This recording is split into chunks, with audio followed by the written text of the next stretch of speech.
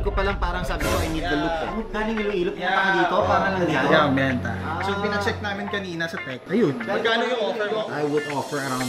Another watch, another day, pare. I didn't get your name, pare. Noy Kahilig from Iloilo. Iloilo pa, grabe. Yeah. Kakadating ko lang, actually. Ano po watch that you're selling? Tama? Yeah. Actually, boss, aftermarket dial siya. Kaya unang tingin ko pa lang parang sabi ko, I need the loop eh. Kasi naked ko siya nakuha. From a dealer as well. And how much are you trying to sell? 390 sana. Hindi, boss. Yeah, my number one concern kasi pare is we don't get aftermarket.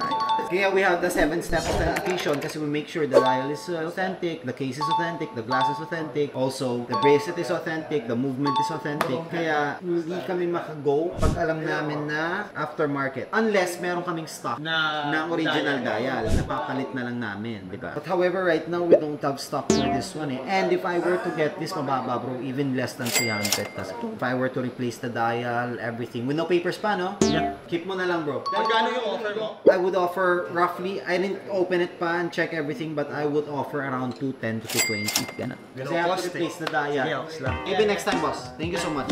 May baka pang binibenta dyan, boss. Wala na. Hindi naman kayo nagtatag viewer dito. Pero hindi lang naman yun yung pinunta ko dito, boss, no? Hindi, yan lang talaga. Ano yan? Galing Iloilo, punta ka dito, para lang dyan? Yeah. Para magbenta dito? Yeah, benta. Dapat chinat mo na lang, boss, muna. Tinawag mo. Dapat may buyer talaga niyan. I thought na original talaga lahat. So, pinacheck namin kanina sa tech. Ayun.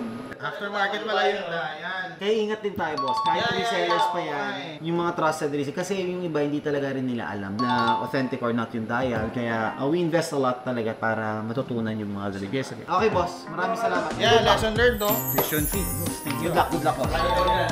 So yun guys, no done deal. It wasn't a legitimate dial. Sayang, wala papers pa siya. Kaya look out guys. Especially dun sa mga gusto maging dealer, ng mga bagong gusto mag-resell. Of course, you have to study all these things. Kasi yung mga ganyan, very crucial. Baka malugi pa kayo ng malaki. Alright? Tulad sa kanya, nabili niya doon sa dealer daw.